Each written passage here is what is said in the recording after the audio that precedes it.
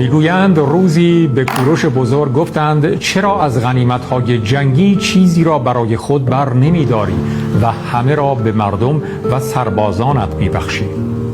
کوروش به سربازانش گفت اگر غنیمت‌های جنگی را نمی‌بخشیدم الان دارایی من چقدر بود؟ لشکریان کوروش هر کدام عددی را با معیار آن زمان گفتند.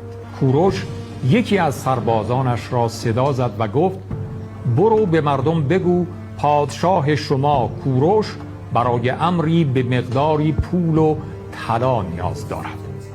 سرباز به میان مردم در شهر رفت و جار زد و سخن کوروش را به گوششان رسانید. مردم هرچه در توان داشتند برای کوروش فرستادند. وقتی که مالهای گردآوری شده را حساب کردند از آنچه تخمین زده بودند بسیار بیشتر بود. کوروش رو به لشکریان کرده و گفت ثروت من اینجاست. اگر آنها را پیش خود نگه می داشتم همیشه باید نگران آنها می بودم. زمانی که ثروت در اختیار توست و مردم از آن بی بهره اند مثل این میماند که تو نگهبان پولهایی که مبادا کسی آن را ببرد.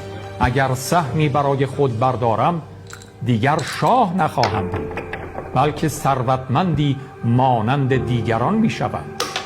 اما اگر غنایم را به مردم کشورمان و شما بدهم و در راه آبادانی و توسعه سرزمینم به کار گیرم شما و مردم ثروتمندتر میشوید و من در عوض شاه مردمی ثروتمند و وفادار خواهم بود.